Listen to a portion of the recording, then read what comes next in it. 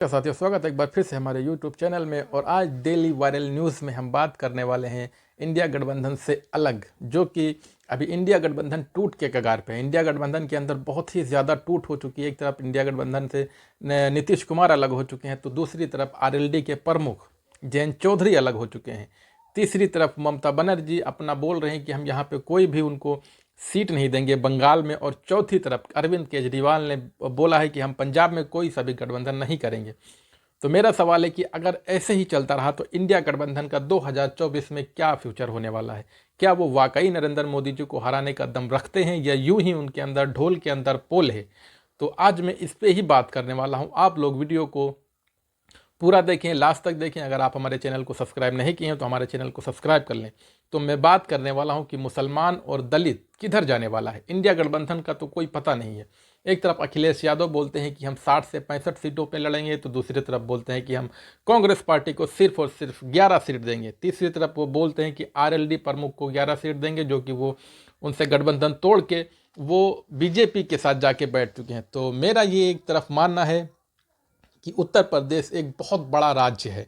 बहुत बड़ा राज्य ये इसलिए मैं कह रहा हूँ क्योंकि यहाँ की आबादी पूरे देश में, पूरे भारत में सबसे बड़ा ये राज्य, और तकरीबन 22 से 23 करोड़ की यहाँ की जनता है, जिसमें बहुत ही बड़ा देश में महत्व रखती है। और यहाँ की 80 लोकसभा सीट आती हैं, जो कि बहुत ज़्यादा हैं।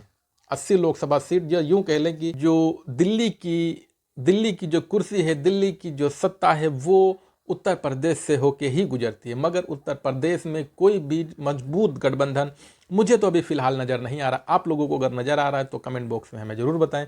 मुझे ये ऐसा समझ में आ रहा है कि मुझे ऐसा लग रहा है कि मायावती भी इंडिया गठबंधन अलायंस में बिल्कुल भी नहीं है, और असदुद्दीन ओवैसी भी इंडिया गठबंधन अलायंस में बिल्कुल भी नहीं है। तो क्यों ना, अगर असदुद्दीन ओवैसी और मायावती दोनों का गठबंधन हो जाता है तो ये मुसलमानों के लिए और दलितों के लिए बहुत ही अच्छा काम होगा, बहुत ही अच्छा कॉम्बिनेशन होगा। क्योंकि मुसलमानों की आबादी उत्तर प्रदेश में तकरीबन 19 से 20% है, और दलितों की आबादी कम से कम 19 से 20 या 20 से 23% यूँ समझ लो। तो अगर ये कॉम्बिनेशन मिल जाता है तो कम से कम यहाँ से 20 से 40 से 35% ये तो सीधा सीधा हो जाएगा। जबकि इस बार जो मुसलमान वोटर है वो अखिलेश यादव से काफ़ी नाराज़ भी दिख रहा है, क्योंकि उनकी जो एक्टिविटीज़ हैं, उनके जो काम हैं, उनसे काफ़ी नाराज़ दिख रहा है। आजम खान को लेके चाहे देख लो, या और भी बहुत सारे मुस्लिम मुद्दे हैं, जैसे किसी के घर पे गैर संवैधानिक तरीके से बुलडोजर चला देना, उस पर भी अखिलेश यादव खामोश रहते हैं। या मुसलमान के और भी सारे मुद्दे हैं, उन पर भी अखिलेश यादव खामोश रहते हैं। तो इस वजह से भी उनकी नाराज़गी कहीं ना कहीं खुल के सामने आ रही है। अभी इस टाइम तो अखिलेश यादव को खुद समझ में आ रहा है कि मुसलमान किस तरीके से नाराज़ है। और अखिलेश यादव के जो एक बड़े नेता हैं शिवपाल यादव का एक बयान भी काफ़ी तेज़ी से वायरल हुआ था अगले हफ्ते, जो कि वो ये कह रहे थे कि हम, अगर असदुद्दीन ओवैसी या AIMIM अच्छे कैंडिडेट देती है उत्तर प्रदेश में, तो हम उनके साथ गठबंधन करने के लिए तैयार है। जिसपे सैयद आसिम वकार साहब ने, जो कि AIMIM के राष्ट्रीय प्रवक्ता हैं, उन्होंने कहा था कि हमें समाजवादी पार्टी की तरफ से आधिकारिक तौर पे ऐसा कोई भी बयान अभी हमारे तरफ नहीं आया, या हमारे संगठन की तरफ नहीं आया, या यूँ कह लें कि हमारी जो पार्टी की मुख्य वेबसाइट है उस पर कोई भी नोटिफिकेशन नहीं आया। अगर वो ऐसा करते हैं, या हमको वो इनवाइट करते हैं, या हमको हमारे साथ वो गठबंधन करते हैं, तो हम ज़रूर उनके साथ जाएंगे। तो इस न्यूज़ में आपको क्या कहना है, आप हमें कमेंट बॉक्स में ज़रूर बताएं। अगर AIMIM का गठबंधन होता है समाजवादी पार्टी से, तो ये एक कहीं ना कहीं मुसलमानों के लिए भी अच्छा हो जाएगा। क्योंकि समाजवादी पार्टी के फेवर में मुसलमान ज़्यादा रहता है। सबसे ज़्यादा मुसलमान समाजवादी पार्टी को ही वोट देता है, क्योंकि पिछले चुनाव में समाजवादी पार्टी का 2022 का, उसमें कम से कम 95% मुसलमानों ने समाजवादी को वोट दिया था। तो ये कहीं ना कहीं एक बहुत बड़ा अचीवमेंट है समाजवादी पार्टी के लिए।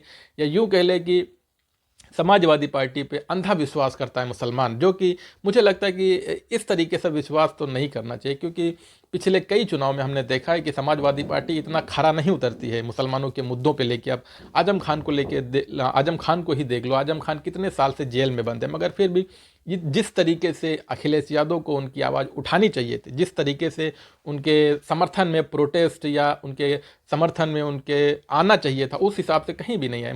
मैं देखता हूँ कि एक कोई भी यादव को या किसी भी यादव समाज को कोई भी कुछ एक खरोच भी आती है तो अखिलेश यादव रोड पे आ जाते हैं, वो धरना देने की बात करते हैं, वो सरकार के खिलाफ वो बड़े बड़े बातें करते हैं, वो बोलते हैं कि अगर आप ऐसा नहीं करोगे तो हम धरना प्रदर्शन करेंगे या जेल भरो आंदोलन करेंगे। मगर आज आजम खान जो कि समाजवादी पार्टी के संस्थापक हैं, समाजवादी पार्टी बनाने में जिनका एक अहम रोल रहा है, मगर फिर भी अखिलेश यादव उनके खिलाफ ऐसा कुछ भी नहीं बोलते हैं। तो ये कहीं ना कहीं मुसलमान बहुत ही नज़दीक से देख रहा है। तो मैं बात कर रहा था मायावती और असदुद्दीन ओवैसी के बारे में। तो मायावती और असदुद्दीन ओवैसी अगर एक साथ आते हैं जो कि बहुत ही ज़बरदस्त कॉम्बिनेशन होगा और ये गठबंधन कहीं ना कहीं बहुत ही ज़बरदस्त तरीके से कामयाब भी होगा, क्योंकि उत्तर प्रदेश में ओवैसी के समर्थक बहुत ज़्यादा हैं और मायावती के भी समर्थक बहुत ज़्यादा हैं।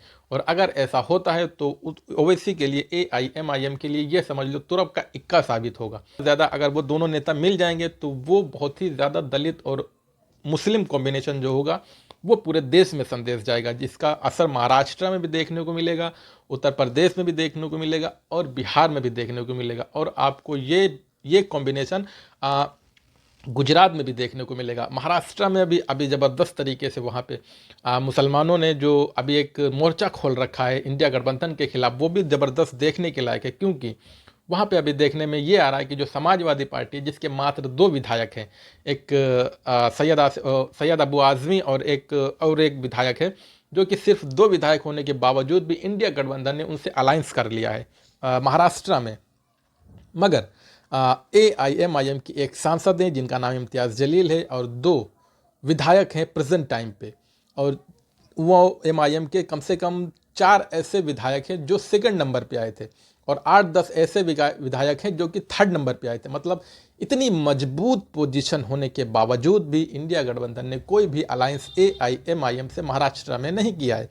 इसकी पुष्टि हो चुकी है और मुझे ऐसा लगता है कि वो करने वाले भी नहीं है, क्योंकि मुझे ऐसा लगता है कि इंडिया गठबंधन चाहते ही नहीं है कि मुसलमान का इन्वायरमेंट हो या मुसलमान कभी आगे बढ़े।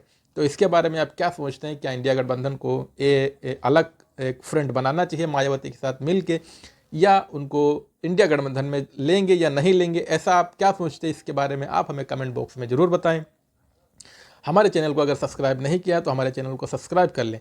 तो हम आपको वापस लेके चलते हैं बिहार में 16 तारीख को हमने आपको बताया था कि 16 तारीख को बिहार जाने वाले हैं असदुद्दीन ओवैसी, जो कि 16 फरवरी, 17 फरवरी, 18 फरवरी वो लगातार बिहार में ही रहेंगे, वहाँ दौरा करेंगे और लोगों को संबोधित करेंगे, लोगों से बातें करेंगे। ऐसे ही जानकारी वहाँ के जो प्रदेश अध्यक्ष हैं अख्तरुल ईमान साहब, उन्होंने ऐसा जानकारी दी है। तो वहाँ जो गठबंधन टूटा था, जो नीतीश कुमार बीजेपी गठबंधन RJD तोड़ के वो बीजेपी में गए थे, उसके बाद से वहाँ पे लोग जो मुसलमान थे वो लगातार मांग कर रहे थे कि असदुद्दीन ओवैसी का एक यहाँ पे दौरा होना चाहिए। तो उनकी मांग पे असदुद्दीन ओवैसी 16, 17 और 18 तारीख को 3 दिन लगातार वहाँ बिहार के लोगों के बीच में रहेंगे और सीमांचल के लोगों की बात करेंगे। वहाँ पे जो असुविधाएं हैं, वहाँ पे लोगों को जो सुविधाओं से वंचित रखा गया उसके बारे में बात करेंगे। तो आप हमें कमेंट बॉक्स में ज़रूर बताएं कि वहाँ पे इस बार क्या अख्तरुल ईमान वाकई सांसद का चुनाव जीत पाएंगे या पिछली तरह त्रिकोणीय मुकाबले में फिर भी वो इसी में फंस के रह जाएंगे। तो आज की वीडियो में इतना ही। हम आपको मिलेंगे अगली वीडियो में। अगर आप हमारा चैनल सब्सक्राइब नहीं किए हैं तो हमारा चैनल जरूर सब्सक्राइब करें। आपको डेली वायरल न्यूज़ में ऐसे ही लेटेस्ट न्यूज़ मिलती रहेंगी।